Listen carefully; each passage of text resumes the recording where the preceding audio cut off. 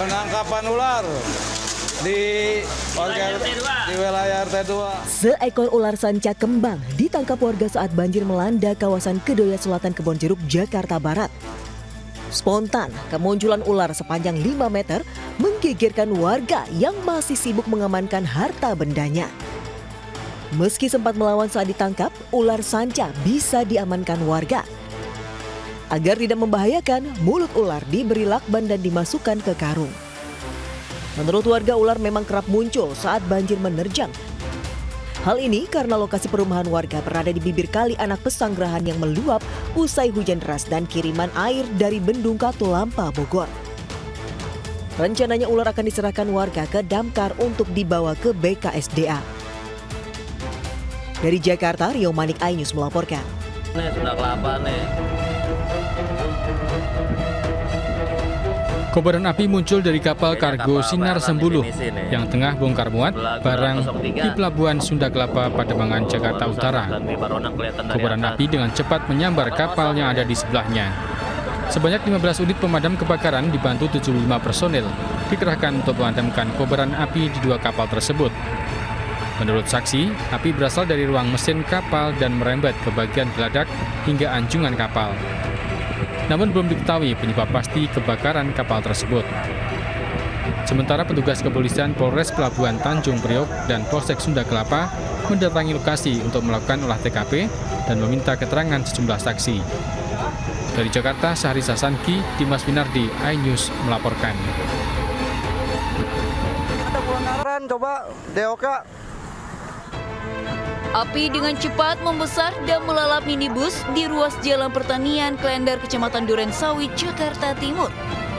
Tidak lama, petugas damkar Jakarta Timur tiba di lokasi dan memadamkan kobaran api yang melalap minibus. Diduga kebakaran akibat korsleting listrik pada bagian mesin mobil. Tidak ada korban jiwa dalam peristiwa ini dan pemilik mobil berhasil menyelamatkan diri. Sementara akibat kejadian ini, arus lalu lintas dari arah Durensawit menuju Jatinegara sempat tersendat. Ironisnya, setelah api bisa dipadamkan 1 jam kemudian dengan menurunkan 2 unit mobil pemadam kebakaran. Puluhan bocah datang dan menjara bagian-bagian bangkai mobil seperti tembaga bekas kabel mobil dan bagian lainnya yang bisa dijual. Warga yang ada di lokasi pun hanya melihat dan tidak ada satupun yang menghentikan aksi penjarahan yang dilakukan bocah-bocah ini. Dari Jakarta, Rio Manik, iNews melaporkan.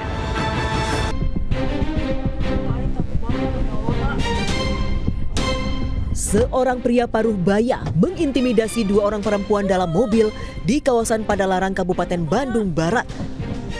Bahkan, pelaku sempat merusak pintu mobil korban sambil mengeluarkan senjata api. Akibat kejadian ini, korban panik dan ketakutan. Kurang dari 24 jam, polisi menggelandang HS ke Polres Cimahi.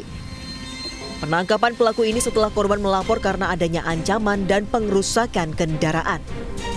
Sementara untuk senjata api pelaku legal karena ia memiliki surat izin.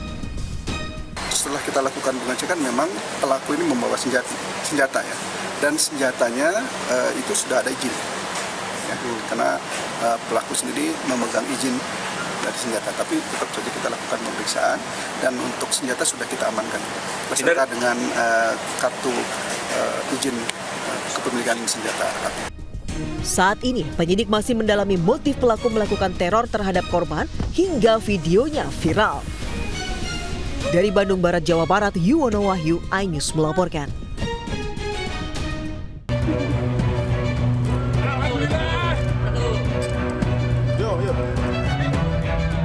Polisi menangkap Imam Ghazali di Jalan Gunung Sari, Candisari, Kota Semarang.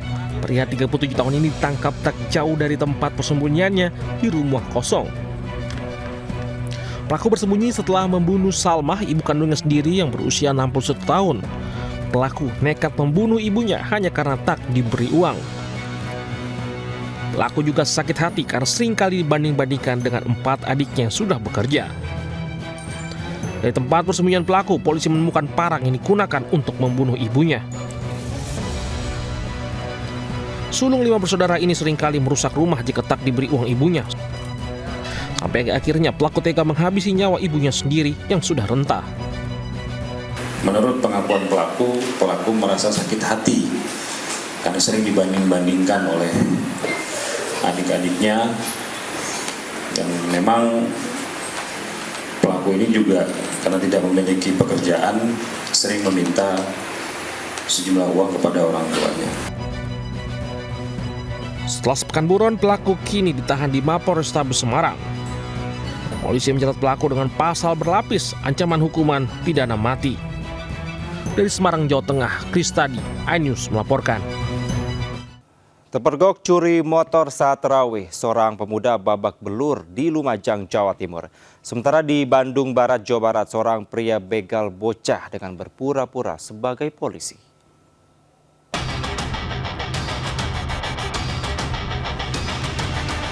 Warga beramai-ramai menangkap seorang pria pencuri motor di Dusun Gaplek, Desa Pasirian, Lumajang, Jawa Timur. Puluhan warga yang kerap langsung mengeroyok pelaku hingga babak belur.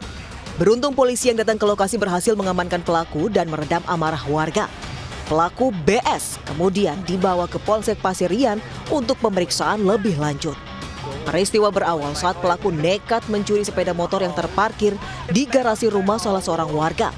Pelaku beraksi saat warga tengah melaksanakan sholat tarawih. Meski sempat kabur, namun pelaku bisa dikejar dan ditangkap warga.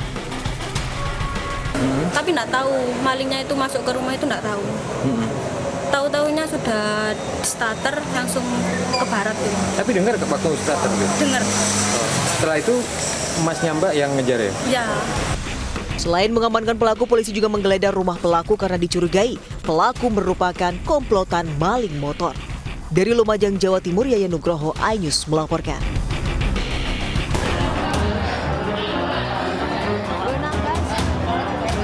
Warga Kampung Tonjong, Kabupaten Bandung Barat, Jawa Barat digegerkan dengan penangkapan seorang jambret. Warga yang kesal sempat menghakimi pelaku. Beruntung, polisi segera datang ke lokasi. Sebelumnya, pelaku menyasar 2 orang anak yang membawa telepon genggam. Ia kemudian meminta paksa ponsel korban sembari menodongkan senjata api mainan. Setelah beraksi, pelaku kabur. Namun warga mengejar pelaku dan tertangkap setelah korban berteriak minta tolong. Saat mengamankan pelaku, polisi sempat kewalahan saking banyaknya warga. Senjata mainan. Nah, jadi dia menakut-nakuti, di mana korbannya pun ternyata anak-anak. Ya, korbannya 2 orang anak-anak yang dimintai HP-nya. Dia mengaku sebagai anggota, ya. Kemudian dia bawa senjata. Kini, pelaku yang berinisial DA berumur 28 tahun telah diamankan Polres Cimahi untuk penyelidikan lebih lanjut. Dari Bandung Barat, Jawa Barat, Yuwono, iNews melaporkan. Kamera CCTV merekam aksi asusila yang dilakukan MS terhadap anak perempuan berusia 10 tahun di kawasan Pesanggerahan, Jakarta Selatan. Aksi pelaku ini pun viral. Atas perbuatannya, korban anak mengaku menderita trauma mendalam. Tak butuh waktu lama, pelaku diamankan polisi dan digelandang ke Polsek Pesanggerahan untuk dilakukan pemeriksaan. Anehnya, pelaku nampak kebingungan saat dihadirkan ke hadapan media. Sebelumnya, pelaku yang merupakan seorang petinju sempat kabur ke wilayah Cigombong, Bogor, Jawa Barat usai mengetahui aksinya viral. Guna mengelabui polisi, motor yang digunakan pelaku juga diubah warnanya dari abu-abu menjadi hitam. Hasil pemeriksaan, pelaku baru pertama kali melakukan tindak asusila karena didorong rasa sakit dari penyakit kelamin yang dideritanya. Guna mempertanggungjawabkan perbuatannya, pelaku dijerat pasal kekerasan seksual dan perlindungan anak dengan ancaman 10 tahun penjara. Dari Jakarta, Helmi Sajangbati, iNews melaporkan. Kita ke informasi lainnya pemirsa, anak kembar Siam dempet dada asal Subang, Jawa Barat, Muhammad Nur Hidayah dan Muhammad Nur Syafaat divonis sejak lahir tidak bisa dipisah. Meski begitu mereka tetap semangat dan ceria di tengah keterbatasan fisik.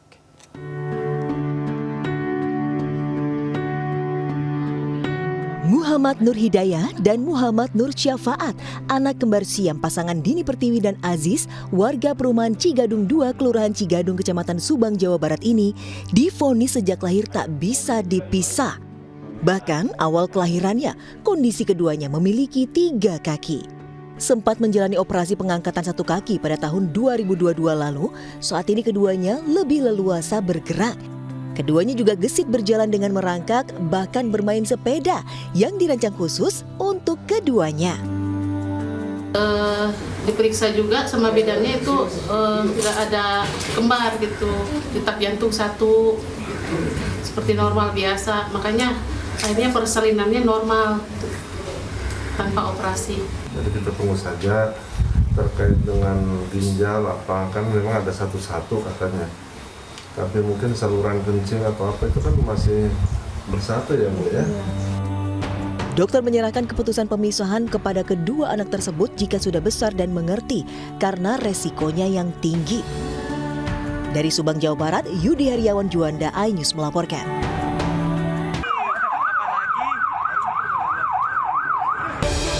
Setelah lebih dari 12 jam pencarian, korban Asep Mulyana berhasil ditemukan tim SAR sekitar 7 km dari lokasi kejadian.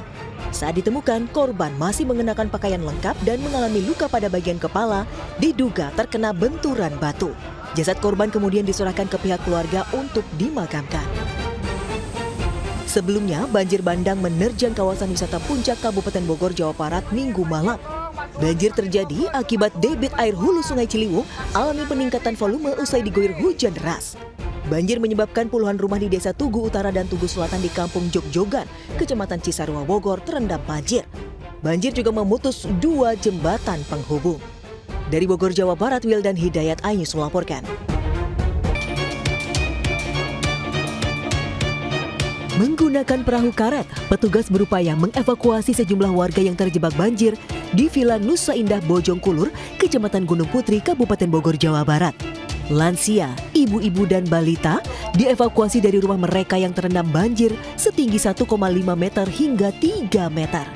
Proses evakuasi pun sempat tersendat lantaran minimnya perahu karet dan medan yang sulit akibat banjir berarus deras. Korban banjir ini dievakuasi ke lokasi pengungsian. Namun sebagian warga tetap memilih bertahan di lantai 2 rumah mereka. Ya, gimana Pak ya?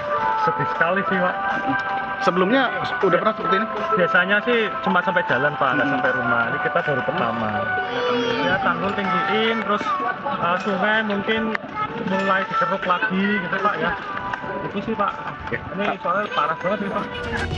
Ratusan rumah di 14 RW di Villa Nusa Indah Bojongkulur terendam banjir. Banjir terjadi akibat luapan Sungai Cilengsi usai diguyur hujan deras. Dari Kabupaten Bogor, Jawa Barat, Cahyat Supriyatna, iNews melaporkan. Pemirsa, diguyur hujan terus-menerus, debit air Bendung Katulampa, Bogor, Jawa Barat naik ke level siaga 2 dengan ketinggian 170 cm pada Senin malam. Akibatnya ratusan rumah terendam banjir air kiriman dari Bogor.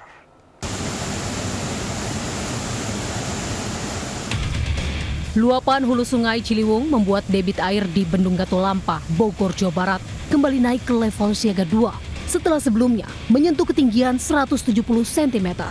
Volume arus yang mengalir ke Depok dan Jakarta mencapai hampir 400.000 liter per detik dalam kurun waktu 12 jam. Bahkan alat pantau CCTV dan penerangan bendung tersambar petir hingga rusak total. Pemkot rencananya akan melakukan perbaikan alat dan lampu untuk memperlancar pantauan sistem peringatan dini Bendung Katulampa. Hingga Selasa dini hari, status Bendung Katulampa bertahan di level siaga 2 dengan ketinggian 130 cm. Dari Bogor, Jawa Barat, Andi Firmansyah, iNews melaporkan.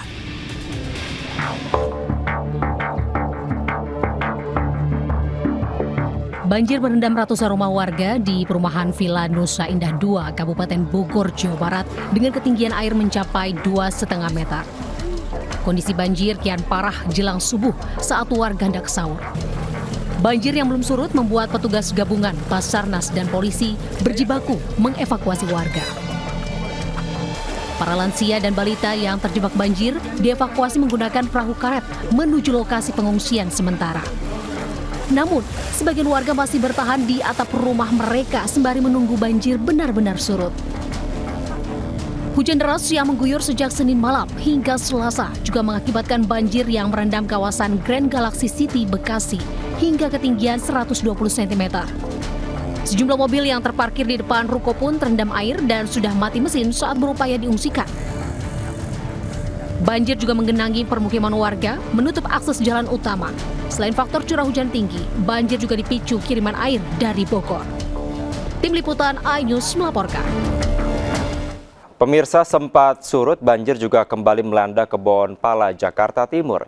Sementara sebanyak 700 kepala keluarga di perumahan Pondok Maharta, Pondok Aren, Tangerang Selatan terendam banjir hingga mencapai 1,2 meter.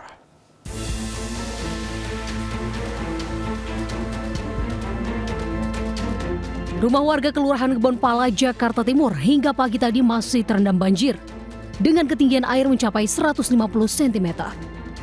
Sebagian warga memutuskan tetap berada di rumah dan naik ke lantai atas agar lebih aman. Sebagian lagi bertahan di pengungsian. Warga berharap Gubernur Jakarta memperbaiki tanggul sungai di sekitar tempat tinggal mereka dan menyediakan bantuan pengobatan bagi pengungsi yang sakit. Diketahui, kawasan ini menjadi daerah langganan banjir selama bertahun-tahun karena lokasinya hanya berjarak sekitar 100 meter dari Sungai Ciliwung.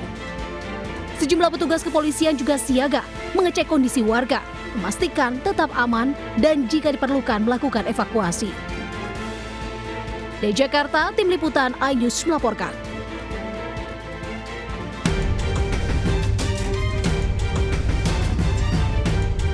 Ratusan rumah di 2 RW di perumahan Pondok Maharta, Pondok Aren terendam banjir dengan ketinggian air mencapai 120 cm. Banjir terjadi akibat luapan kali Serua usai dilanda hujan deras. Akibat banjir, akses jalan Setiabudi tak bisa dilalui kendaraan. Aktivitas warga pun terganggu. Sebagian warga memilih bertahan di rumah, namun beberapa warga juga meminta dievakuasi saat akan mencari makanan untuk sahur. Dari Tangerang Selatan, Banten, Tim Liputan melaporkan. Pemirsa, sholat tarawih dengan gerakan cepat dilakukan warga di sebuah masjid di Jombang, Jawa Timur. Sholat tarawih 23 rakaat hanya membutuhkan waktu kurang dari 10 menit.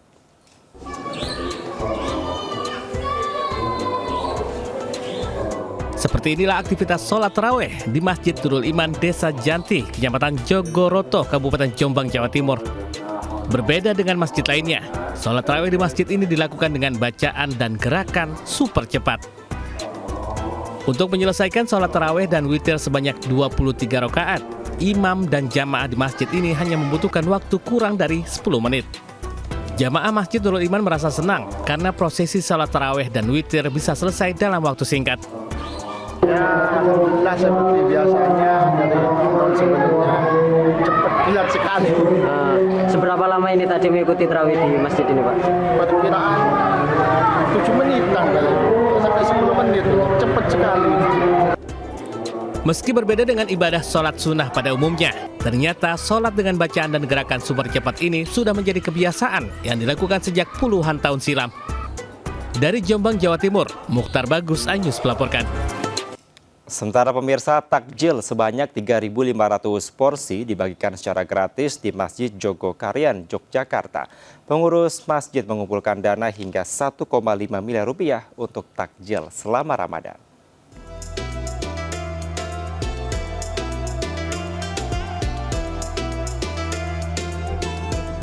Ribuan porsi piring menu takjil disediakan Masjid Jogokarian, Mantri Jeron, Kota Yogyakarta secara gratis untuk jemaah masjid berbuka puasa. Tak sekedar menu sederhana, racikan menu seperti opor ayam, telur, kerupuk, dan kurma tersaji dalam satu piring bagi para jamaah. Nantinya setiap hari menu takjil akan berganti. Dibantu oleh ibu-ibu jemaah Masjid Jogokarian, setiap pagi hingga sore mereka sibuk memasak, meracik menyiapkan ribuan menu takjil dengan penuh kebersamaan. Ya, suasananya ramai, terus di sini kebersamaannya kayaknya terjalin banget gitu, Mas. Acara bukbernya itu lebih kerasa gitu ya? Iya, lebih terasa gitu. Tak tanggung-tanggung, pengurus masjid sudah mengumpulkan dana hingga 1,5 miliar rupiah untuk kebutuhan takjil gratis selama bulan Ramadan. Kita sediakan minimal 3.500 untuk pengunjung, tetapi untuk relawan sendiri kita juga menyediakan sekitar 500 porsi. Untuk dapat menikmati sajian takjil gratis dari Masjid Jogokarian, Anda disarankan datang lebih awal karena antrian panjang selalu terjadi setiap harinya. Dari Daerah Istimewa Yogyakarta, Gali Wisma Anyus melaporkan. Pemirsa, Asosiasi Pengusaha Retail Indonesia atau APRindo meluncurkan program Friday Mubarak. Program ini untuk mendorong pertumbuhan ekonomi sektor retail modern serta menjaga stabilitas harga bahan pokok selama bulan Ramadan. Program Friday Mubarak diproyeksikan beromset hingga 2,5 triliun rupiah per hari dengan total transaksi mencapai 77 triliun rupiah selama periode 28 Februari hingga 28 Maret 2025. Friday Mubarak bukan sekedar promosi, tetapi strategi dalam mendukung ketahanan pangan nasional dengan menggandeng berbagai kementerian dan lembaga. Lebih dari 150 brand retail nasional memberikan berbagai penawaran spesial dengan harga terjangkau. Dengan momentum ini kami juga berharap kami bisa hadir lagi di lebih banyak kota. Ya, sekarang kami juga masuk ke kota-kota tier 2, tier 3 sehingga ini juga bisa dinikmati oleh lebih banyak lagi masyarakat Indonesia di tempat yang lebih terpencil. Program ini juga diharapkan berdampak positif bagi UMKM, pasar tradisional dan warung kecil di berbagai daerah. Dari Jakarta, Wedadura, Dedi Bernadi, Ayus melaporkan.